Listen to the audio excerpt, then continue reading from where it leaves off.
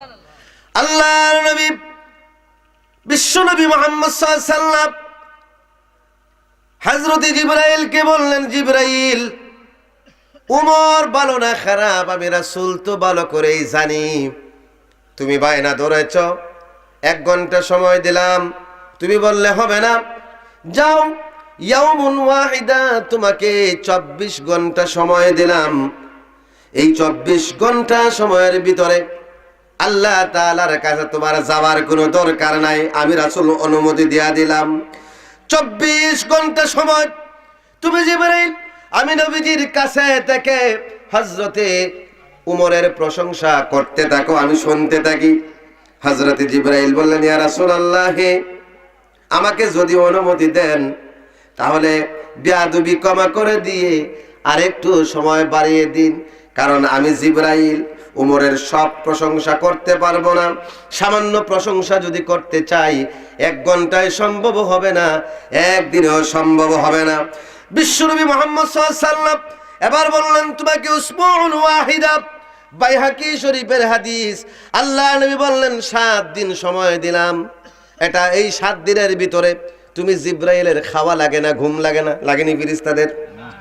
এই 7 দিন সময় দিনে রাত্রে আমি রাসূলের কাছে হযরতে ওমরের প্রশংসা তুমি করতে পারো, এর ভিতরে তোমাকে আল্লাহ তাআলার দরবারে যেতে হবে না, আমি রাসূল অনুমতি দিলাম। সুবহানাল্লাহ বলেন। জিবরাইল বলল, ইয়া রাসূলুল্লাহ, না, আমার পক্ষে সম্ভব হবে না। আল্লাহু আকবার। 1 সপ্তাহ 7 দিন, 24 ঘন্টায় 1 দিন, দিনে রাত্রে 7 দিন। হযরতে জিবরাইল বলতেছেন, ইয়া রাসূলুল্লাহ, আপনি যদি আমাকে প্রশংসা করার সুযোগ দিন তাহলে আমাকে সময় আরেকটু বাড়ায়া দিন। আল্লাহ নবী বললেন, শাহরুল ওয়াহিদা, রে জিবরাইল, তোমাকে 1 ঘন্টা সময় দিলাম, তুমি বললে হবে না। 1 দিন সময় দিলাম, তুমি বললে হবে না। 1 সপ্তাহ সময় দিলাম, তুমি বললে হবে না। যাও, তোমাকে আমি 1 মাস সময় দিলাম। একটানা 1 মাস সময় আমার ছাত্র হযরতে ওমরের প্রশংসা আমার সামনে তুমি উপস্থাপন করতে পারো। সুবহানাল্লাহ। হযরত জিবরাইল বললেন, ইয়া রাসূলুল্লাহ, আমি বারবার বলছি হবে না, আর আপনি সময় বাড়ায় দিন।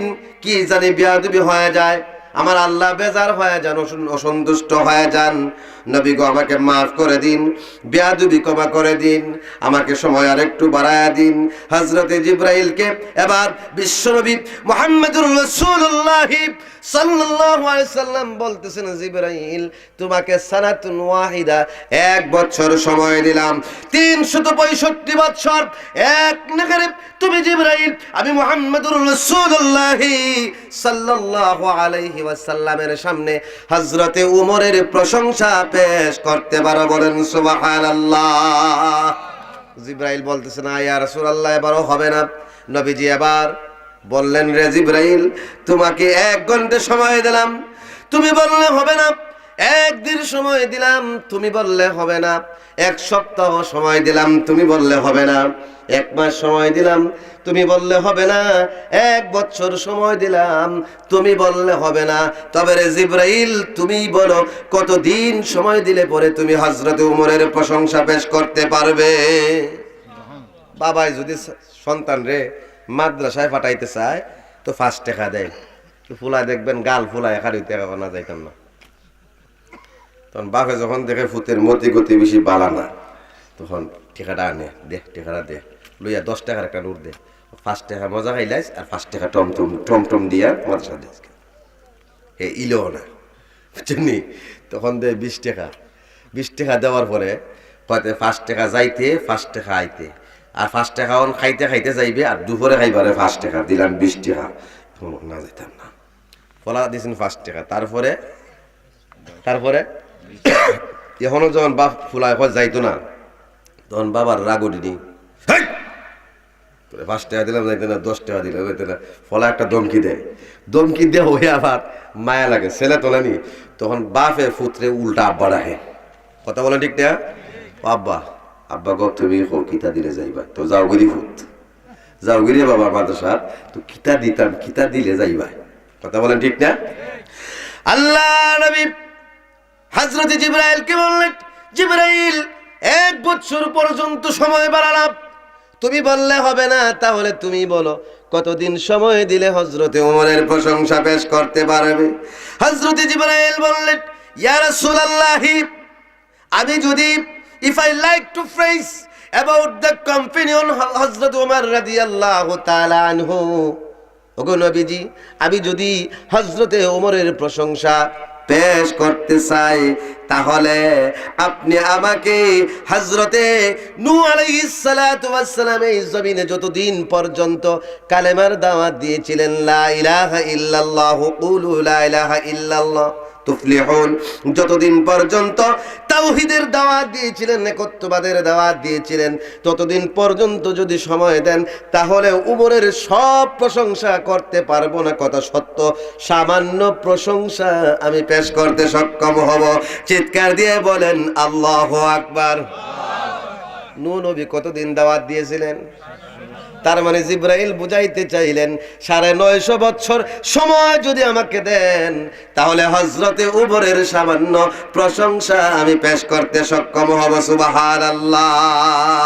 আমার দেশে এমন কোন নেতা পাওয়া যাবে না যার প্রশংসা 1 ঘন্টা করা যাবে, কিন্তু এমন কোন নেতা পাওয়া যাবে না যেই নেতার বদনাম দুর্নাম করতে চাইলে একদিনে শেষ করা যাবে। কথা বলো ঠিক না বেটি?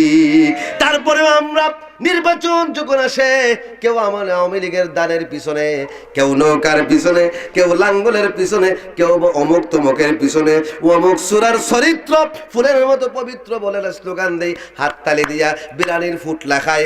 মনে রাখবা, আমি মুফতি সাইফুল ইসলাম সুস্পষ্টভাবে বলে দেই, কোন অন্যায়কারী, কোন দুর্নীতিবাজ, কোন বেনামাজি নেতার পিছনে যদি সূরার চরিত্র ফুলের মতো পবিত্র বলে স্লোগান দিয়া বিরানির ফুটলা খাও, ফেরেশতারা তোমার কবরে এমনি ভাবে মনে রাখবা স্লোগান দিয়া বুল্লা বাজারের বাস দিয়া বাইরাইব।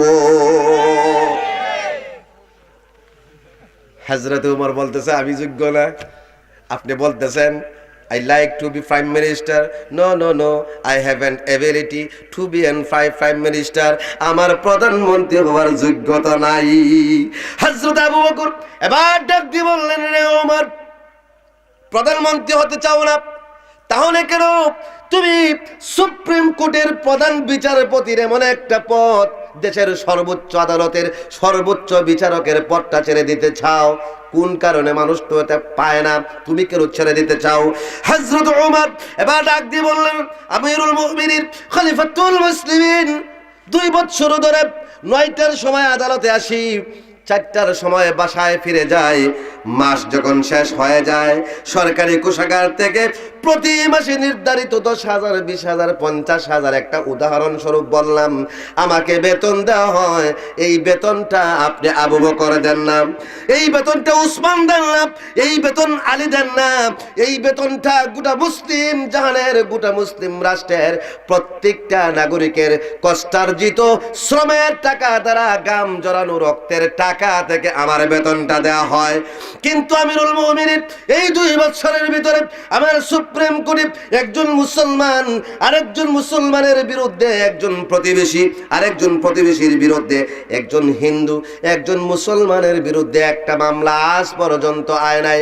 আমি 9টার সময় যাই, 4টার সময় ফিরে আসি, কোর্টের মধ্যে একা একা বসে থাকি, আমার কোর্টে কোনো মামলা আসে না। মাস শেষে গরম গরম বেতন নেই, চেক দিয়া। কঠিন কিয়ামতের ময়দানে আল্লাহ রাব্বুল আলামিন যদি আমাকে প্রশ্ন করে, হযরত ওমর, তুমি যে প্রধান বিচারপতি ছিলে, তোমার কোর্টে কোনো মামলা ছিল না, তুমি তো কাজ করবা, বিনিময়ে বেতন নিবা, কোর্টে তো মামলা নাই, 2 বছর এমনি মাগনা বেতন খেয়েছো। যেমন এখন বাংলাদেশের হাই স্কুলগুলো সব বন্ধ করোনার জন্য। কথা বলো ঠিক না বেটি? টিচার গিরি আসেনি, কিন্তু মাস শেষ হলে সরকারে অটোমেটিকলি টাকা পাঠাইতেছে না। হযরত ওমর বললেন, আমার তো কোর্টের মধ্যে এখন বিচার নাই, যেমন মাস্টারদের এখন ক্লাস নাই। কঠিন কিয়ামতের ময়দানে আল্লাহ রাব্বুল আলামিন যদি প্রশ্ন করে, এই বেতন তো আবু বকর দেয় নাই, প্রত্যেকটা মুসলমানের ট্যাক্সের টাকা তাকে হয়েছে, সেদিন আমি মহান আল্লাহ রাব্বুল আলামিনের কাছে জবাব দেওয়ার কোনো ক্ষমতা রাখি না। এই জন্য যেহেতু আমার কোর্টে কোনো বিচার নাই, এই জন্য বেতন খাওয়া সম্ভব হবে না, আমি এই পদে আর চাকরিও করতে চাই না। বলেন সুবহানাল্লাহ। আমার কোর্টে মামলা নাই, তা আমি এখানে বইয়া লাভ আসিনি, বেতন খাইমু জবাব দিমু কিতা। আর আমরা যারা মাস্টার হাই স্কুলের মনে মনে কইতাছি 2000 এখন 2100 পর্যন্ত করোনা তাহলে বালা, ঘুমাইলাম খাইলাম আলবাইলাম ঝালবাইলাম বাসায় বেতন হইলাম। কথা বলেন ঠিক না ঠিক? ওনার কোর্টে মামলা নাই, আমরার কোর্টে মামলা আসেনি, কি পরিমাণ আছে। গেছেন নি কোনোদিন কোর্টে? আপনারা কেটা কেটা গেছেন কোর্টে? একটু হাত তুলে দেখান চাই। যাওয়ার তো কথা, বাটিয়ালা হাত মারামারি খাটাখাটি বেশি হয় নাকি তা? হ্যাঁ, কোর্টের মধ্যে গেলে মামলার জট আছে না নাই? মামলার জট আছে না নাই? রাস্তাত গেলে কিসের জট? রাস্তাত কোনো জট নাই। আরে মাদনা বাজার গাড়ি জট লাগিয়া জায়গা হন যানজট। ঢাকার শহরে গুলিস্তান আর আপনার গুলশান বনানি বাদ দেন, মাদনা বাজারের গাড়ির যানজট লাগে। আবার বাবার দরবারে গেলে কোন দরবার? বাবার দরবার আছে না নাই? বাবার আবার দরবার হয় কিভাবে? মনে রাখবা, যতখানি দরবার ততখানেই মূলত বরবাদ। দরবার মানে বরবাদ। কিসের বরবাদ? ইমানের বরবাদ। কথা বলো ঠিক না বেটি? দরবার বলতে কি কিচ্ছু নাই। দরবার হলো কেবলমাত্র আমার আল্লাহ রাব্বুল আলামিনের কাছে। কথা বলো ঠিক না বেটি? সবকিছু দেন কে? আল্লাহ। তো কোন দরবারও যাইতায়? বাবার দরবারও না, আল্লাহর দরবারও। বন্ধুরা আমার, রাস্তায় গেলে গাড়ির যানজট, আর বাবার দরবারও গেলে দেখবা লাল সালুদের মাথার মধ্যে সুরের জট। কথা বলা ঠিক না বেটি? আবার দেখবা মাঝে মধ্যে আমরা দেশের বিদ্যুৎ মন্ত্রী বলে বাংলাদেশে এত বেশি বিদ্যুৎ রাখবার জায়গা নাই, তারপরেও প্রতিদিন 2-3 বার কারেন্ট না নিলে মন্ত্রীর ফেটের ভাত অজব হয় না। বিদ্যুতের জট। কথা বলা ঠিক না বেটি? আপনি যদি স্কুল কলেজ ইউনিভার্সিটিতে যান, সেখানেও একটা জট আছে, এটার নাম হইল শিক্ষার জট। যারা মাস্টার্স পাস করেছেন, যারা অনার্স লেভেলে লেখাপড়া করেন, ইউনিভার্সিটি গুলোতে দেখা যায় 2012 সালের পরীক্ষা গিয়া হয় 2016 সালে। তার মানে ওই ছাত্রের জীবন থেকে 60টা বছর নাই। কথা বলো ঠিক না বেটি? শুধু তাই নয়, আবার দেখবা আমাদের অফিসারদের অবস্থা কি? উমর যায় 9টায়, আসে 4টায়, খাজ নাই, তারপরও ঠিক টাইমে যায়। আর আমরার দেশের অফিসাররা রাত্রে দিনে যদি কাজ করে, তারপরও কাজ শেষ হবে না। কিন্তু ওই অফিসার 9টার অফিসার আসে কয়টায়? 12টায় আসে। আমরার দেশের ট্রেন যেমন 6টা-9টার সময় আসে, আমরার দেশের অফিসাররা 9টার অফিসার 12টার সময় আসে। আপনাদের উপজেলা লাখাই থানার খালাওকে যাইবেন, 3 মিনিটের কাজ, আপনি 12টার সময় যাবেন, দেখবেন অফিসার, গিয়ে দেখবেন নাই 12টার সময় আইছে। এখন অফিসারের আবার আরেকটা আছে, এটার নাম হইল সাইনসিয়া। কি নাম? এটা শুদ্ধ ভাষা কয় ফিয়াজ, শুদ্ধ ভাষা কিটা? Private secretary. এটারে আমি হুজুরে ভাষা দিয়েছি সাইনসিয়া সিস্টেম। কি কেন সাইমসা দিতে বুঝছেন নি? সাইমসা ছাড়া এখন অফিসের আদালতে কোনো কাজ হয় না। বড় স্যারে ডাইরেক্ট কায়রা সাইমসার মাধ্যমে খায়। ঠিক আছে, দেখুন কেন বাইরা আমার এই সাইমসাই বাবু স্যার খালি আইছে, তুমি একটু পরে আও। এখন যাইবেন আপনি 1টার সময়, হইব স্যার তো এখন লাঞ্চের টাইম হয়ে গেছে, তুমি 2টার সময় আসো। 2টার সময় আপনি গেলেন, এবার সাইমসাই হইব স্যার তো এখন বড় স্যারের কাছে মিটিং বইছে, 3টার সময় আসো। 3টার সময় গেলেন, এবার দেখবেন সাইমসাই বলবে স্যার বাসায় চলে গেছে, আগামীকালকে আসেন। এইভাবে আমার বন্ধুরা 3 মিনিটের সময়ের কাজ, একটা সিগনেচারের জন্য 5 দিন খালাপ যাওয়া লাগে কিনা? লাগে না? জবাব দিতে পারবো নি। আবার শুধু তাই নয়, আবার আপনি যদি খামের ভিতরে দিতে পারেন, তাহলে 3 মিনিটের কাজ 1 মিনিটে হবে। আর খাম যদি না দিতে পারেন, তাহলে 3 মাসেও সম্ভব। ঘুষ ছাড়া খাম চলেনি? বাংলাদেশে ঘুষ আসেনি? খায়নি ঘুষ। আল্লাহু আকবার। এক থানার অফিসার কি ওসি সাহেব, কিসের সাপ? থানাত কি বুঝো? টেকা না দিলে কোনো খাম হয়নি থানাত। হ্যাঁ, এখন বেটা গেছে কাজের জন্য, এখন গিয়া বাহের আমার গিয়া দেখে যে ওই ওসি সাহেবের মাথার মধ্যে উঠছে প্রেশার, পানি দিতেছে। তো এখন এমত অবস্থায়ও জিগাইতেছে, হিটার আবার একটা সাইমসা আছে, খা মানছি নি, খাওয়াচ্ছি, সারের মাথার তোলে রেখে দাও, বালিশটার তোলে রেখে দাও। পানি ডালতেছে, প্রেশার উঠছে, মরবো না বাঁচবো, ওই অবস্থায় হামডায়ের মাথার তোলে রাখে। ইজাত অফিসারও বাংলাদেশে আছে না নাই? আল্লাহ নবী বিশ্বনবী মুহাম্মদ সাল্লাল্লাহু আলাইহি ওয়াসাল্লাম বলছেন, আন বুরাইদা রাদিয়াল্লাহু তাআলা أنه قال رسول الله صلى الله عليه وسلم من استعملناه على عمل فرزقناه رزقا فما أخذ بعد ذلك فهو غلول আমরা যাকে সরকারি চাকরি দেই তার জন্য সরকারি একটা বেতন নির্ধারণ করি, তার জন্য একটা সময় নির্ধারণ করি, অর্থাৎ সে 9টা আসবে অথবা 10টায় আসবে, 4টার সময় যাবে, এই সময়ের বিনিময়ে তাকে 5,000 10,000 50,000 টাকা বেতন দেই। আল্লাহ নবী বলেন এই বেতন নেওয়ার বিনিময়ে জনগণের সেবা নিঃস্বার্থভাবে করতে হবে। কিন্তু কোন অফিসার যদি বেতনের বাহিরে কোনো ঘুষ নেয়, আল্লাহ নবী বলছেন ফাহুয়া গুলুলুন, আর ওইটাই খেয়ানত হিসেবে কঠিন কিয়ামতের ময়দানে গণ্য হবে। আর কুরআনুল কারীমে আমার আল্লাহ রাব্বুল আলামিন বলেন ওয়ামাই ইয়াগুলুল ইয়াতি বিমা গাল্লা ইয়াউমাল কিয়ামা সুম্মা তুওয়াফা কুল্লু নাফসিন মা কাসাবাত ওয়া হুম লা ইউযলামুন। আল্লাহ রাব্বুল আলামিন বলেন কেউ যদি কোনো প্রকারের খেয়ানত করে, সেটা কথায় হোক অথবা কাজে হোক অথবা সম্পদে হোক অথবা অর্থে হোক অথবা দায়িত্বে হোক, কঠিন কিয়ামতের ময়দানে খেয়ানতের ওই বিষয়টা নিয়ে গলায় নিয়ে হাসরের মাঠে দাঁড়াতে হবে। কোটি কোটি মানুষ তাকে দেখেই চিনে ফেলবে, অবশেষে ওই লোকটা জাহান্নামে যেতে হবে না। আউযুবিল্লাহ। শুধু তাই নয়, এখন অফিসাররা খায় এক ধরনের, এখন আমরার দেশের নেতারা খায় আরেক ধরনের। হইতাম নি আমার আলোচ্য বিষয়টা কি ছিল? দুর্নীতি দমনে ইসলাম। তফসির করবার সময় আমি আগেই কইছি ফাইতাম না, তফসির করতাম না, এগুলো ভূমিকা বুঝছেন নি। 80 পৃষ্ঠার বই লইয়া বইছি, 80 পৃষ্ঠার বইয়ের প্রথম পৃষ্ঠার ভূমিকা লাগছে, বইটা লাগছে সলিমুদ্দিন ফুতকলিমুদ্দিন, তার বার হইলো টেকনাফ, বার হইলো টেকনাফ, এটা চট্টগ্রাম পড়ছে, হে লেখাপড়া করছে কোনো, ওইগুলো একটু হইতেছি। বইয়ের ভিতরে কিতা আছে তা আজকে খাওয়া যেত না। আমরা দেশের নেতাদের খাওয়ার সিস্টেম হলো আর একটা। আপনার ছেলেকে আপনি বুড়ো জমিনটা বিক্রি করে অনেক কষ্ট করে MA পাস করাইছেন, কি পাস করাইছেন? আপনার ছেলেটারা যদি 7 বছরে কাজে লাগাইতেন, MA পাস করতে 26 বছর লাগে, 7 থেকে 26 তার মানে 19 বছরের পড়াইছেন। 19 বছর যদি এর কাজ করাইতেন, বছরে যদি 1 লক্ষ টাকা ইনকাম করতো, 19 লাখ টাকা ইনকাম হইতো। কথা বলা ঠিক না ঠিক? এই 19 লাখও গেল, এই 26 বছর পড়ানোর জন্য লগে আরো 19 লাখ খরচ হয়েছে। কত হয়েছে? 48 লাখ। কত? 38 লাখ। কত লাখ? 38 লক্ষ টাকা খরচ করার পরে ছেলেরা MA পাস করাইছেন। এখন সে প্রাইমারি স্কুলের মাস্টারি নিব, কি নিব? এখন সুপারিশ ছাড়া চাকরি হয়নি। হ্যাঁ কথা বলেন। প্রাইমারি স্কুলের মাস্টারি সুপারিশ ছাড়া হয়নি। সুপারিশ লাগবো, সুপারিশের জন্য সবাই যায়। কে যায়?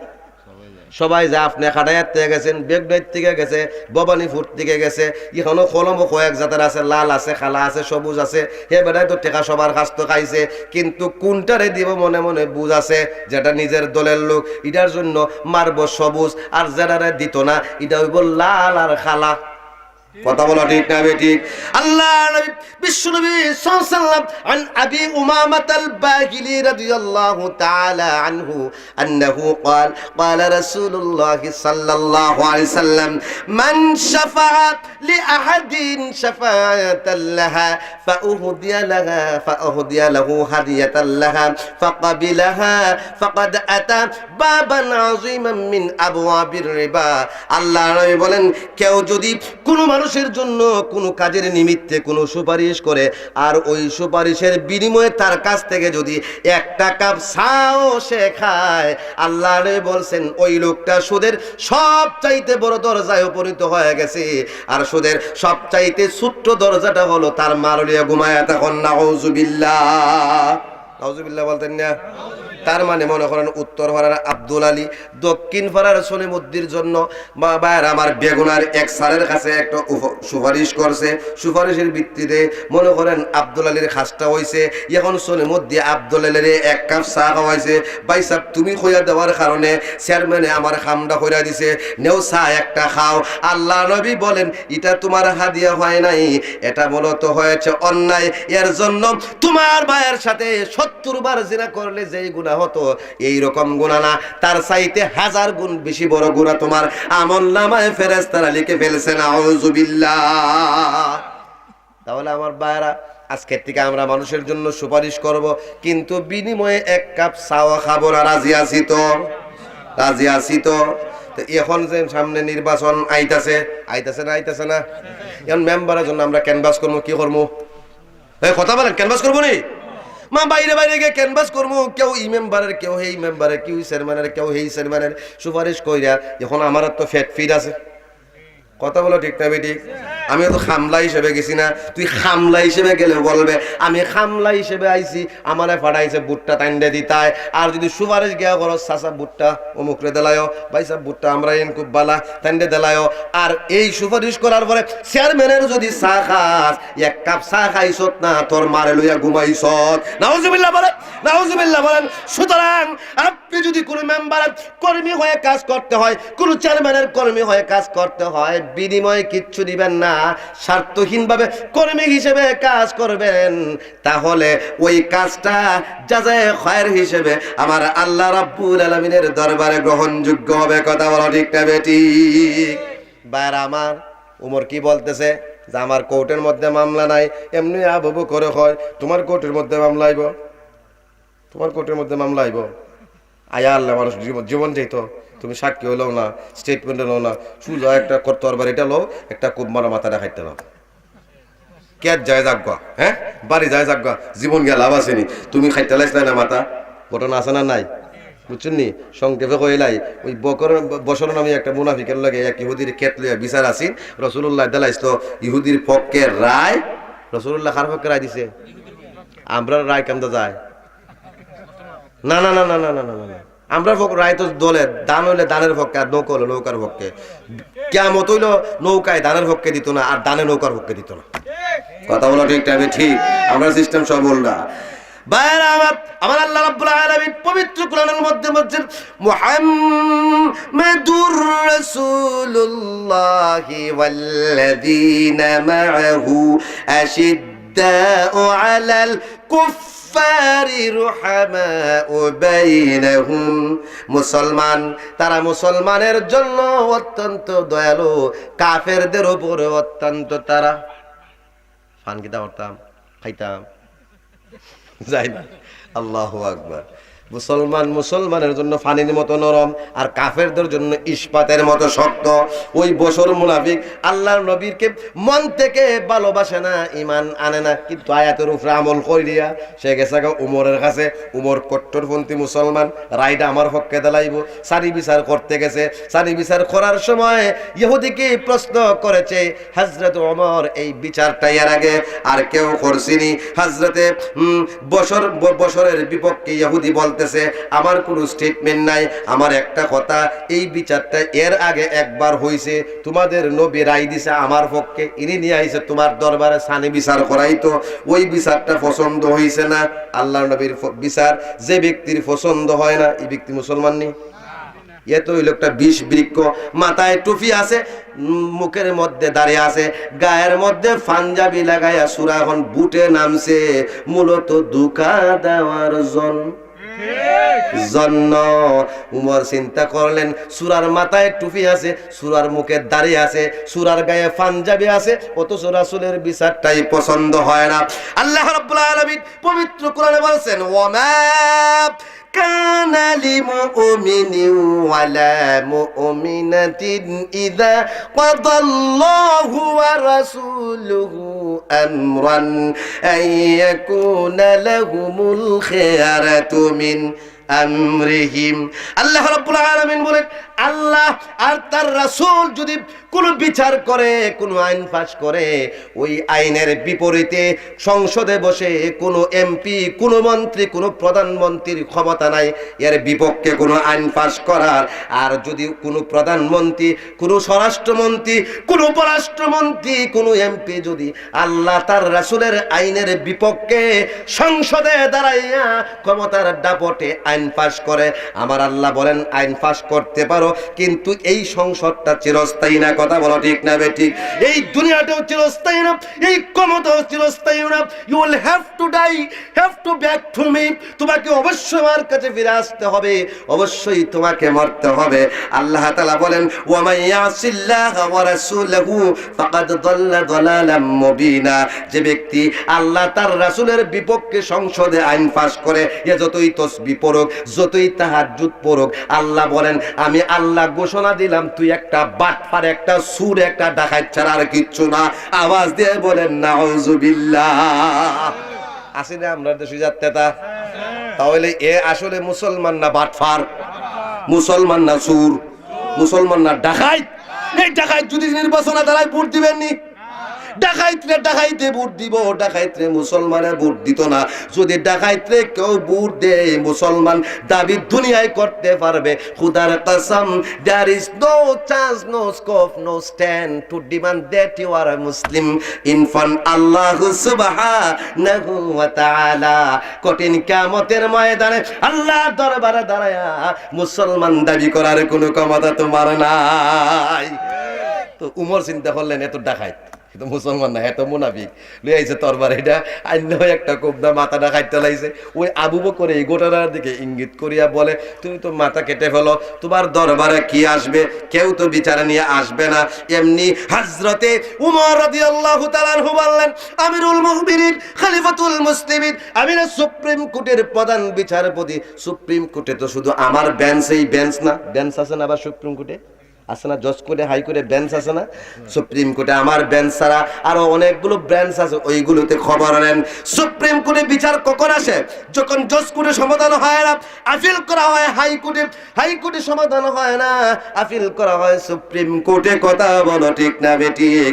হযরত ওমর রাদিয়াল্লাহু তাআলা বললেন এগো আমিরুল মুমিনিন, আপনি সারা দেশে যতগুলো জজ কোর্ট আছে, প্রত্যেক জেলায় জেলায় যতগুলো ডিভিশনে হাই কোর্টের শাখা আছে, সবগুলো হাই কোর্টে, সবগুলো জজ কোর্টে আপনি তদন্ত কমিটি গঠন করে তালাশ করে দেখুন। আমি আশা করি দেশের কোথাও একটা মামলা খুঁজে পাওয়া যাবে না। সুবহানাল্লাহ। কি কমিটি গঠন করতে বলছে? কথা বলা না রে বাঙালি, বাংলা ভাষায় বোঝানো, ইংরেজি ওয়াজ করি আমি, কিন্তু ইংরেজি ওরাল কথা বলতে পারি। ইংরেজি ওয়াজ করলে তো কই ভাই তা কিতাব হুজুরে ওয়াজ করে, হ্যাঁ বাংলাদেশ ভাইয়া, তখন তো কইবে এটা পুরা একটা। উর্দু করলে কইব রাজাকার, বুঝছেন না নাকি? তখন উর্দু করলে রাজাকার, হিন্দি কইলে মুক্তিযুদ্ধের দল ইন্ডিয়া, আর ইংলিশ কইলে কইবে এটা ব্রিটিশের দল। এর লাগে বাংলায় আমি আপনাদের সামনে ওয়াজ করতেছি, একটু উত্তর দিয়েন। তদন্ত কমিটি গঠন করার কথা বলছে, এবং আমরা দেশেও তদন্ত কমিটি গঠন করা হয় না? হয় না? শেয়ার বাজার লুটটা দিছে কেটায়? ইন্ডিয়ার থেকে আসলো 10 জনের আয়া শেয়ার বাজারটা ডাকাতে ভুলে গেছে কা? পাকিস্তান থেকে রাজাকার গোলাইছিল না? আমরা দেশে মুক্তিযুদ্ধের শুরুতে আসল রাজাকাররা লুটেছে। কথা বলা ঠিক না বেঠিক?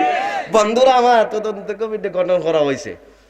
আমরা দেশে তদন্ত কমিটি গঠন করা হয় বিকাল 3টার সময় সংসদের মধ্যে বইয়া, বিভিন্ন কমিটি আছে করা হয়, আর 3টার সময় ফোন যায়। বিকাল 3টার কমিটি গঠন করা হয়েছে, রাত 3টার ফোন যায়, স্যার আসসালামু আলাইকুম, জি আমি অমুক, আমি কে? সাবরিনার বন্ধু, আমি সাবরিনা। আমরা দেশে সাবরিনা আছে না নিজেল? আরেকলা এলাকাটা আছে না নিবা ভাই সাহেব, এলাকার নাম কিতা? আরে বহুত আসুন, নাম হওয়ার দরকার নাই। যখন ফোন যাবো আমি অমুকের বাই তমুক, আপনার বেতন হইলো 50,000, আপনি যদি আগামী 10 বছর চাকরি করেন, পেনশন সহ আপনি পাইবেন 50 লক্ষ টাকা বা 5 কোটি টাকা। স্যার আমি চুরি করছি 1000 কোটি টাকা, বাংলাদেশের তদন্ত করে লাভ নাই, চাকরি করে কি করবেন? করলে করবেন, না করলে না, এটা আপনার ব্যাপার। অ্যাকাউন্ট নাম্বার দেন, এখান থেকে 200 কোটি টাকা 60 টাকার আগে ট্রান্সফার করলে। চুরি করছে কত কোটি? 1000 কোটি। এর অ্যাকাউন্টে ট্রান্সফার করছে, স্যারের অ্যাকাউন্টে ট্রান্সফার কত কোটি? এ চিন্তা করলো রে, হারা দেব না চাকরি করে কর্ম কথা, ঠিক উত্তর কথা ঠিক। যে এবার 1000 কোটি চাকরি করে, এবার তো ইচ্ছা করলে আমরা 200 করতে পারে। এর চাইতে 200 কোটি টাকা ওই বালা। 3টার সময় কমিটি গঠন করছি, দিনও রাত 3টার সময় ফোন আইছে, 4টার আগে জানাজা হয়েছে, ফজরের নামাজের জামাতের সাথে সাথে এই তদন্ত কমিটির জানাজাও কমপ্লিট হয়ে গেছে। কথা বলে ঠিক না ঠিক? বাংলাদেশে ইতিপূর্বে অনেকগুলো চুরি ডাকাতির তদন্ত কমিটি গঠন করা হয়েছে, হাজার হাজার কোটি টাকা বাংলাদেশ ব্যাংক লুট করা হলো, 700 কোটি টাকা তদন্ত কমিটি গঠন করা হলো। আজ পর্যন্ত আমরা তার রেজাল্ট খুঁজে পাই নাই। শেয়ার বাজার লুণ্ঠন করা হলো, তদন্ত কমিটি গঠন করা হলো, আজ পর্যন্ত তার কোনো হিসাব আমরা পাই নাই। এইভাবে দেখা যায় বাংলাদেশের কারা ফরিদপুরের এক বড় নেতার নাম হইতাম না, এক লই খাইলিছে করোনার সময় 2000 কোটি টাকা। আউযুবিল্লাহ বলতেন না। তদন্ত কমিটি গঠন করা হলো, বহাল তবিয়তে রাস্তার বাইরে ঘুরতেছে, 2000 কোটি টাকা চুরি করে রাস্তার বাইরে বহাল তবিয়তে ঘুরে, আর এতিমখানার 3 কোটি টাকা মাইরা খালেদা জিয়া জেলের মধ্যে খান্দা খান্দা। এর নাম হলো Bangladesh. That is to say our সোনার বাংলা, আই লাভ ইউ। বন্ধুরা, আবার আমি যেই কথা বলতেছিলাম, আমি বাংলাদেশকে ভালোবাসি। বঙ্গবন্ধু শেখ মুজিবুর রহমান, মাওলানা খান ভাসানী, তর্ক বাগিস, এইভাবে বড় বড় নেতারা আজীবন দেশের জন্য জীবনটা ব্যয় করেছেন। লক্ষ লক্ষ আমাদের বাপ দাদারা জীবন দিয়েছেন, মা বোনেরা দর্শিত হয়েছে, কত মানুষ শহীদ হয়েছে। কথা বলা ঠিক না বেটি? এই বাংলাদেশের জন্য, এই বাংলাদেশের জন্য কেউ শহীদ হয় নাই। আমরা তো আমাদের পূর্বপুরুষরা এমন একটা বাংলাদেশের জন্য শহীদ হয়েছেন, রক্ত দিয়েছেন, সংগ্রাম করেছেন, জেল কেটেছেন, যেখানে প্রত্যেকটা নাগরিক তার অধিকার নিয়ে হাসি মুখে বাঁচবার সুযোগ পাবে। কথা বলো ঠিক না বেটি? কিন্তু আজকে বাস্তব সত্য হলো, আমার দেশে সবাই কিন্তু বুক ফাটে, কিন্তু মহিলার মতো মুখ ফাটে না। বুক ফেটে যায়, বহু পুরুষের মুখ ফাটে না, কারণ মুখ ফাটলেই উচিত কইলেই বিলাই বেজার হইয়া যায়। বন্ধুরা আমার, তদন্ত কমিটি গঠন করা হোক। হযরতে আবু বকর রাদিয়াল্লাহু তাআলা আনহু তদন্ত কমিটি গঠন করলেন। আবু বকরও প্রধানমন্ত্রী, আমরাও প্রধানমন্ত্রী সমান হই। আসমান আর জমিন পার্থক্য আছে না নাই? তদন্ত কমিটি গঠন করা হলো, বাহরাইনে তালাশ করা হলো, কুয়েতে তালাশ করা হলো, সিরিয়ায় তালাশ করা হলো, মক্কায় তালাশ করা হলো, মদিনায় তালাশ করা হলো। গোটা মুসলিম জানে তালাশ করে তদন্ত কমিটি গঠন করে দেখা গেল গোটা ক্রান্তিতে, গোটা দেশে একজন মানুষ আর একজন মানুষের বিরুদ্ধে কোন কোর্টে একটা মামলা দায়ের করে নাই। সুবহানাল্লাহ। আবু বকর তাজ্জব হয়ে গেলেন, কি ব্যাপার? প্রত্যেক এলাকায় একটা করে কোর্ট বসাইলাম, একজন করে বিচারক বানাইলাম, বেতন দিতাছি 2 বছর ধরে, কই মামলা দিয়ে একটাও নাই। তাজ্জব হয়ে গেলেন। হযরতে আবু বকর উমরকে আবার প্রশ্ন করলেন, উমর জিনিসটা তো আমার বুঝে আসলো না। হযরত ওমর বললেন, আমিরুল মুমিনিন, খলিফাতুল মুসলিমিন, বিষয়টা হলো এই দেশের প্রত্যেকটা নাগরিকের ভিতরে আল্লাহর ভয় আছে, মরণের ভয় আছে, কবরের ভয় আছে। কোন মানুষ যদি দিলে প্রেমে বিশ্বাস করে, অবশ্যই আমাকে আল্লাহর সামনে একদিন দাঁড়াতে হবে, আমার জীবনের প্রত্যেকটা বিষয় পায় পায় করে জবাব দিতে হবে। আমার আল্লাহ তাআলা বলতেছেন, ইয়াউমা ইযিন তুরদুনা লা তুখফা মিনকুম খাফিয়া। বান্দা, যেদিন তোমাকে আমার সামনে ফেরেশতারা উপস্থাপন করবে, ওই দিন তোমার কোনো গোপন বিষয় গোপন থাকবে না। কোর্টের ভিতরে হোক না কেন, পার্টি অফিসের ভিতরেই বসে হোক না কেন, প্রকল্পের টাকা কারা মেরেছো, কারা বাগ নিয়েছো, সবগুলো অবশ্যই আমার দরবারে সেদিন প্রকাশ হয়ে পড়বে। কেন প্রকাশ হয়ে পড়বে? আমি হলাম সামিউম বাসির, আমি সব শুনি, আমি দেখি। আল্লাহ রাব্বুল আলামিন বলেন, ইয়ালামু মা ফিল বাররি ওয়াল বাহরি ওয়া ফিল বাররি ওয়াল বাহরি ওয়া মা তাসকুতু মিন ওয়ারাকাতিন ইল্লা ইয়ালামুহা। বান্দারে, তুমি কি করো দিনের দুপুরে রাতের নিশীথে, কোথায় কোন অন্যায়টা করো, শুধু এটাই জানি না। আকাশে কি হয়, জমিনে কি হয়, শুকনায় কি হয়, সমুদ্রে কি হয়, তাই শুধু জানি না। গোটা বিশ্ব জাহানের ভিতরে কোন দেশে কোন একটা বৃক্ষের একটা পাতা যদি শুকিয়ে পড়ে যায়, আমি আল্লাহ তাআলা বলতে পারি পৃথিবীর কোন দেশের কোন গ্রামের কোন গাছের কোন পাতাটা জমিনের মধ্যে পড়ে গেছে। বলেন সুবহানাল্লাহ। হযরত ওমর বললেন, মানুষের ভিতরে, প্রত্যেক মানুষের ভিতরে আল্লাহর ভয় আছে। প্রত্যেক মানুষ চিন্তা করে, আমার তো একদিন মরা লাগবো, আমার তো একদিন আমার জীবনের হিসাব দিতে হবে, কবরে আমি কি জবাব দিব, হাসরের মাঠে আল্লাহর সামনে কিভাবে জবাব দিব।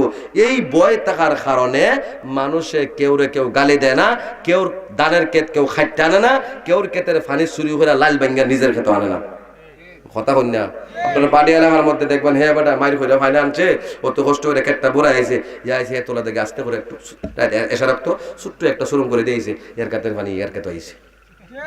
কথা বলা ঠিক না ঠিক? এই সুরা, তোর এই ক্ষেতের মধ্যে যে ধান ফলাইছ, এটা খাইয়া নামাজ পড়লে, খাবার শরীফের ভিতরে মরলো, তোর ইমান নসিব হইতো না, জাহান্নামে যেমন লাগবো। কথা বলা ঠিক না ঠিক? বাইরে আমার কোন মানুষের ভিতরে যদি আল্লাহর ভয় থাকে, সে কি জনগণের টাকা মারবো, অন্যায়ভাবে মানুষের কষ্ট দিব? বরং যথাসম্ভব মানুষকে ক্ষমা করবে।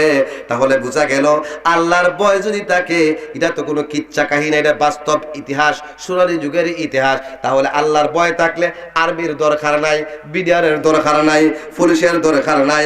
আর আল্লাহর ভয় যদি না থাকে, থানা একটা না 10টা কইরা লাখাই, তারা যদি আরো 10টা ক্যাম্প বসানি হয়, তারপরও চুরি ডাকাতি বন্ধ হবে না, তারপরও মারামারি বন্ধ হবে না।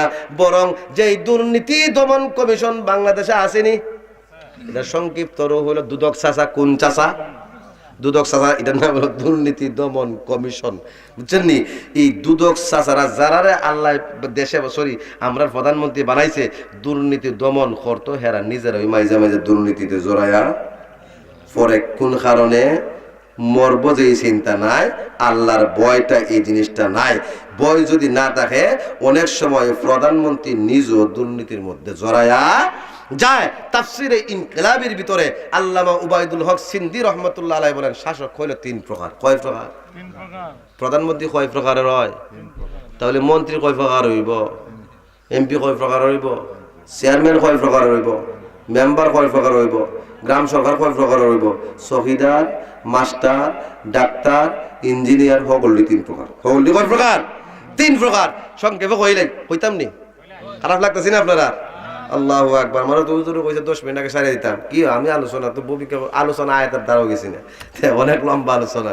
বাইরে আমার 1 নম্বর হইল মানে জালিম শাসক। কোন শাসক? আল্লাহ নবী বলছেন, ইউকরামুর রাজুলু মাখাফাতা শাররিহি। এরা হলো ওই ধরনের শাসক যে এরার সামনে পাইলে মানুষে দেখলে সালাম দেয়, আসসালামু আলাইকুম। আমরা দেশে ইজাত মেম্বার আসেনি, দেখলে সালাম দেয়, সালামটা দেয় ঠিক হয়, কিন্তু মেম্বারটা যখন খালি এই জায়গাটা ফাইরিয়া হি জায়গাটা এমনি নষ্ট করে নষ্ট মনে না কেন লাগে। একটু আগে দিয়ে সালাম আর ফিস দেওয়ার পর এখন নষ্ট করে নষ্ট মনে না কেন লাগে, গ্যারান্টার যাইলাই শেষ করে দিয়েছে। ইজাত বিচারক আছে না নাই? খালি ফেস লাগাই এবারে এইবারে বিচারক স্বাস্থ্য। ইউকরামুর রাজুলু মাখাফাতা শাররিহি। এখন এটা হলো মানে গ্রামের নেতার থেকে দইরা, মেম্বার থেকে দইরা, চেয়ারম্যান থেকে দইরা প্রধানমন্ত্রী পর্যন্ত এরকম আছে। প্রধানমন্ত্রী না আপনি খুব ভালো, আপনি আম্মা, আপনি আমার আব্বা, আপনি আম্মা, আপনি আব্বা, আর না হইলে খালি মামলা দিব। বুঝছেন না? মারিব আব্দুল্লাহপুর, আসাম হইব খাড়াইয়া, মাইসকালো বাইসকা ফরিদপুরের খবর হই নাই। কথা বলো ঠিক না ঠিক? এখন ইয়েরে ধরাইয়া, বুঝছো নি, কেউ আম্মা ডাকে, কেউ আব্বা ডাকে, কেউ তেল সরিষা, কেউ সয়াবিন, কেউ সূর্যমুখী। বুঝছেন না আমার ভাইরা? এটা আল্লাহ নবী হয়ে গেছে ইউকরামুর রাজুলু মাখাফা। ইদার প্রধানমন্ত্রী পৃথিবীর মধ্যে আছে না নাই? আমরা দেশের প্রধানমন্ত্রী না, পৃথিবীর মধ্যে আছে। 2 নম্বর, ইজার প্রধানমন্ত্রী আছে, ইজার প্রধানমন্ত্রী আছে, এটা হলো আরেকটা শ্রেণী প্রধানমন্ত্রী। এটা হলো মেম্বার চেয়ারম্যানের আরেকটা শ্রেণী, এটা হলো এমপি মন্ত্রী আরেকটা শ্রেণী, এটা হলো ডাক্তার ইঞ্জিনিয়ারের আরেকটা শ্রেণী। এটা হইলো কিটা, এরা বুটের আগে নামাজ পড়বো, রোজা রাখবো, পাঞ্জাবি কিনবো, মাটি উঠে মাটি লাগাই চাষা হইব, বাবারে রাখ বুট দিগুনের বাবা আমার তো ফেক সেক লাগাই দেবো ভাত চাষা ইটা কিতা হোক, মাটির মানুষ মাটির তুলে যাবো, মাটির থেকে আই যাও বেটা ফেকে জায়গা কোলাগুলি হইলা। ইয়ার পরে তো পাস করার পরে চাচা এই মেম্বারের বারে আটটা আল্লাহ স্যান্ডেল একটা কিনছিল 30 টাকা জোড়া, কম দামিতে ছিঁড়া গেছে গিয়া। মেম্বারের খবর খুঁজছে বাবা আছে না নাই? এরপরে দেখবেন এই সুরা বুটের আগে নামাজ পড়ছিল, বুটের আগে নামাজও নাই, রোজাও নাই, টুপিও নাই, পাঞ্জাবিও নাই, সুন্নত নাই, ফরজও নাই। নাউজুবিল্লাহ মিন যালিক বলতেন না? সুন্নতের দাম আছে না নাই? কইলে তেমনি একটু কথা একটু মনে হয়ে গেছি গা। হ্যাঁ, আকরম আলী আর মকরম আলী বাইল 2 জন। কয়জন? আকরম আলী আর মকরম আলী। আকরম আলী তাকে সৌদি আরব, মকরম আলী দেশ কেটকিরি করে। আকরম আলী সৌদি আরব থেকে আইছে, আপনাদের সৌদি আরবে আইলে পরে কিতাব কিনতে টুপ পরে নানি বড় পাগড়ি সুন্দর টুপি পরে। এখন বেটা আইসে খাড়াইয়া ফরিদপুরে গেল মানে চা খাওয়ায়, দত্তপুর গেল চা খাওয়ায়, বেঙ্গলে গেল চা খাওয়ায়। মকরম আলী মনে মনে চিন্তা করে, কিরে আকরম আলী ভাই সাহেব যেমন বকলম টিপসই, আমি মকরম আলী টিপসই, 2 ভাই একসঙ্গে বকলম। এর দিকে মানুষের সালাম দেয়, ছাওয়া খাওয়ায়, বালা মন্দ জিগায়, আমি তারা দায়িত্ব গেলে কেউ জিগাই না। বিস্তার ফইরা ফইরা খালি চিন্তা করে ঘোষণাটা কিতা, কেরিশমাটা আইনো মুজাজাটা কিতা। অনেক চিন্তা করে দেখলো মুজাজা তো হইলো 22 আমার পাঞ্জাবি, কেন সুন্নত পাঞ্জাবি মুজেজা হলো বাইসাবে তো টুপি বিনতে সুন্দর সুন্নতি টুপি টুপি দিল মুজেজা পাঞ্জাবি পরা সুন্নত পাঞ্জাবি তো মুজেজা টুপটা পরে ফাগরিটা এটা মুজেজা এখন এ চিন্তা হলো চা আমার হওয়া লাগবো এখন এর বাইজা আইছে আকরম আলী বিদেশ থেকে নতুন নতুন আইছে তো আর কুলে না ইয়া কুলে না আর মকরম আলী তালাশ আছে কোনদিন কুল তো আর হে কিন্তু 2 দিন পরে দেখা যায় আকরম আলী বিয়া করছিল ফরিদপুর কোন করছিল ফরিদপুর গেছে গা ফরিদপুর এখন জামাই তো ইখানে তো আর উজু সাজ্জা গেলে হইতো না প্যান্ট শার্ট কিনতে গেছে এখন দেখে বাইবে বড় মাছ বানাইতেছে জিগে ভাবি বাইসার কই গেছে আমরা বাড়ি কোন দিন আইব 2-3 দিন থেকে আইব সুযোগ যায় বস আস্তে ওরা পাঞ্জাবি ডুলে একবার গেছে আইসা আজরক তো 3টার সময় কেট থেকে এখন কিতা করছে মকরম আলী আকরম আলীর পাঞ্জাবি ফিন্দা টুপিটা লাগাইয়া রওনা দিছে মাদনা এখন রাস্তার মধ্যে যে ওই পাই ও সালাম দে আসসালামু আলাইকুম আসসালামু আলাইকুম আসসালামু আলাইকুম সালাম লইতে মাদনা বাজার গেছে মাদনা বাজার মসজিদের ইমাম সাহেবের নাম হলো জামাল শাহ মৌলানা উনি দুইটা গেছেন গে অষ্টগ্রাম মাদ্রাসার খামে আসরক থেকেও নাই বুঝছেন নি এখন আসরের টাইমে তো মনে হন কেরা তো রাত লাগে না নাকি তা মনে মনে এখন ই বড় পাঞ্জাবি দীক্ষা তো কেউ তো চিনে না কাদাইয়াতে হারা জীবন বেড়া লেংটি বাইরে খেতে আম করছে আজকে পাঞ্জাবি কিনতে গেছে লিবাসটা বাস অন্যরকম লাগে সকলে মিললে কয়েছে উজুর যখন নাই আপনি নামাজ পড়াই নেবেন দেলাইছে ইমামতি তাই ইমামতের দাঁড়াইছে যা ফরাওরা লাগে না মোটামুটি সেজদা পর্যন্ত গেছে সেজদাত গিয়া আমার চিন্তা করছে কিতা করতো এখন আর উঠে না বুঝছেন নি এখন যেমন আজিবারের আবার কিছু ফুলাফান আসলো ইটি পিছে গেছে নমাজও বুঝছেন নি এটা একটা হয় এটা কি জাতের নামাজ বি জীবনে কত জাতের নামাজ পড়লাম বি এটা কি জাতের নামাজ আজকে দেখি হুজুর সেজদার থেকে মাথা তোলে না ফইরা দের হইছে ফইরা হইছে এমনি বাইরে আমার মাঝখান থেকে এক মুরব্বী কইতেছে এই ফুলাফান নামাজে কথা হইও না নামাজে কথা হম নাই বুঝছেন না ওরা যখন ফুলাফানের মধ্যে দেখবেন না 2-1টা দেখবেন খুব সাবাসী হয় ওর ফিস থেকে আর একটা সাজা দিকে নিজে কথা এমনি পাশ থেকে আরেকজন দাঁড়ায় কয় ভাই সাহেব আর নামাজ পড়া লাগতো না হুজুর নাই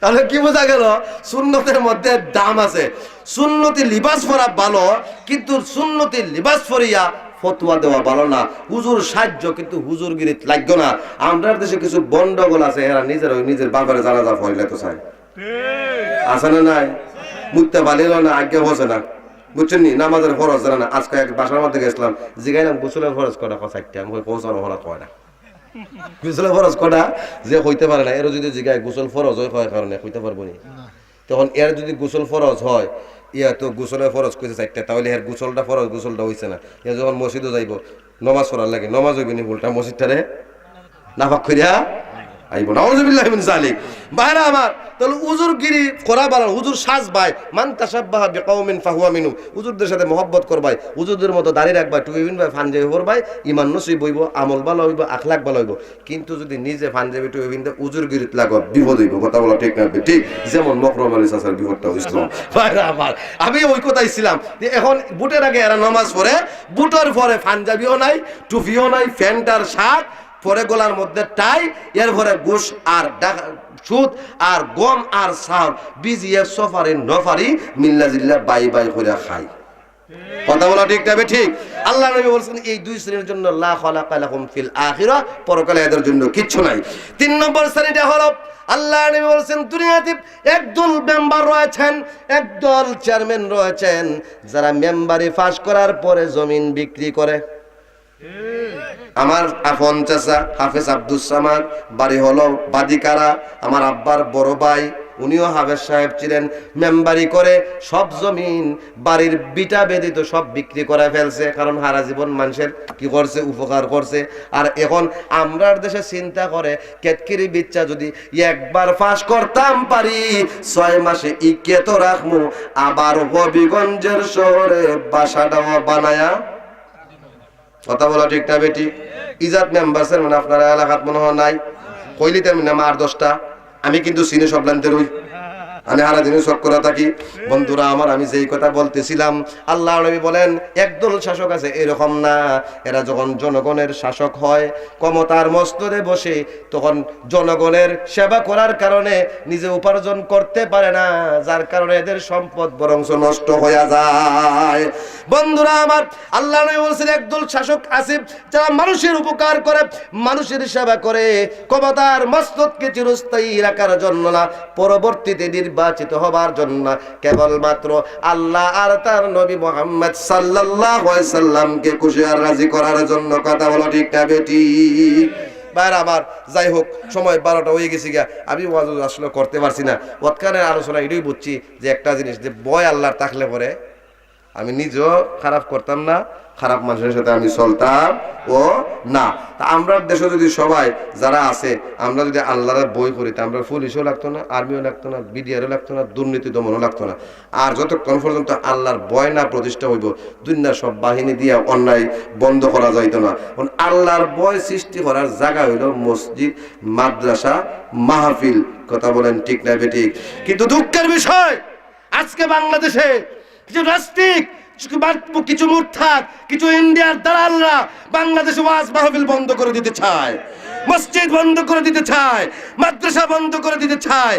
আমি তাদেরকে বলতে চাই, মাদ্রাসায় পরে কেউ চাঁদাবাজ হয় না, কেউ অস্ত্রবাজ হয় না, ইয়াবাকুর হয় না, বাবাকুর হয় না, বরং এই সমস্ত ওয়াজ মাহফিলে এসে বহু ইয়াবাকুর, বহু বাবাকুর, বহু অস্ত্রবাজ, বহু চাঁদাবাজ আল্লাহ ওয়ালা হওয়া যায়। কথা বলো ঠিক না বেঠিক? ভাইরা আমার, আসহাবুল ইয়ামিন আসহাবুল জান্নাহ, আল্লাহ রাব্বুল আলামিন নিজেই বলছেন ডানপন্থী একদল থাকবে, বামপন্থী একদল থাকবে, একদল কোরআনের পক্ষে থাকবে, একদল কোরআনের বিপক্ষে থাকবে।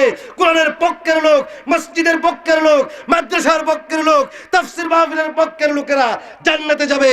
যারা করোনার দোহাই দিয়া বিভিন্ন অজুহাতে মাহফিলগুলো বন্ধ করার চেষ্টা করবে, মাদ্রাসাগুলোতে জঙ্গিবানা খুঁজবে, মসজিদের মধ্যে জঙ্গিবানা খুঁজবে, আল্লাহ রাব্বুল আলামিন সূরা ওয়াকিয়া বলছেন তারা জাহান্নামে অবশ্যই যেতে হবে। কথা বলো ঠিক না ঠিক? আমরা কোন পথে থাকতে চাই, ডান দিকে না বাম দিকে?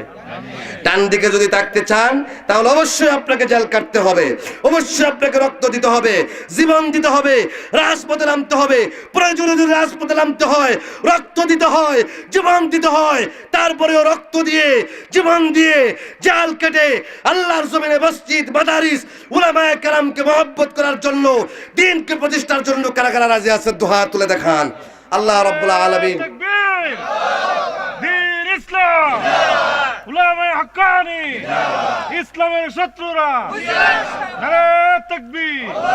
আল্লাহ রাব্বুল আলামিন আমাদের সকলকে ডানপন্থী দলদের সাথে, অর্থাৎ উলামায়ে কেরামের সাথে, মসজিদের সাথে সম্পর্ক রাখার, মাদ্রাসাকে মহব্বত করার, মাদ্রাসার সাথে সম্পর্ক রাখার, উলামায়ে কেরামের ডাকে জীবন দেওয়ার, ইসলামের জন্য জীবন দেওয়ার তৌফিক দান করুক। সকলে বলেন আমিন। এবং আল্লাহ তাআলা যে কোরআনের আয়াতে বলছেন, আইয়ুহাল্লাযীনা আমানুত্তাকুল্লাহ হাক্কা তুকাতিহি। আমি সারা বাংলাদেশের কথা বলবো না, আমি আমার শরীরটার কথা বলি। এই 3.5 হাত বডির প্রধানমন্ত্রীও আমি, স্বরাষ্ট্রমন্ত্রীও আমি, পররাষ্ট্রমন্ত্রীও আমি, চেয়ারম্যানও আমি, মেম্বারও আমি। সুতরাং অন্য কি হলো এটা পরে, আগে আমার 3.5 হাত বডি আমার ঠিক করা লাগবে। আমার চিন্তা করতে হবে যে আমার হাত দ্বারা যেন এমন কোনো কাজ না হয় যেটা আল্লাহর বিপক্ষে যায়, মানুষের বিপক্ষে যায়। আমার জমান দ্বারা যেন এমন কোনো কথা বের না হয় যেটা আমার আল্লাহর দ্বীনের বিপক্ষে যায়, অথবা দেশের বিপক্ষে যায়, অথবা মানুষের কোনো ক্ষতি হয়, কষ্ট হয়। ঠিক না বেটি? এইভাবে আমি প্রথমে নিজেকে সংশোধন করব এবং সংশোধিত মানুষের সাথে চলব, এবং সংশোধিত মানুষেরকে নিয়ে পৃথিবীতে বেঁচে থেকে সংশোধিত সমাজ প্রতিষ্ঠার জন্য আমরা যতদিন বেঁচে থাকবো, ভাই আমার জীবনে দিন প্রতিষ্ঠা করতে পারলাম কিনা পারলাম না ওইটা বড় বিষয় নয়, বরং দিনকে প্রতিষ্ঠা করার জন্য আমি কতটুকু শ্রম দিয়েছি, মেহনত করেছি, কতটুকু সম্পদ ব্যয় করেছি, রক্ত কতটুকু জড়িয়েছি, ওইটা আমার আল্লাহ রাব্বুল আলামিন দেখবেন। কথা বলেন ঠিক না ঠিক? আল্লাহ রাব্বুল আলামিন আমাদের সকলকে দ্বীন হকের জন্য, ইসলামের জন্য, আমার নবীর ভালোবাসায়, আমার আল্লাহর ভয়ে, আমার আল্লাহর দ্বীনের জন্য সারাটা জীবন বিলিয়ে দেওয়ার তৌফিক দান করুক। সকলে বলেন আমিন। ওয়া আখির দাওয়ানা আলহামদুলিল্লাহি রাব্বিল আলামিন।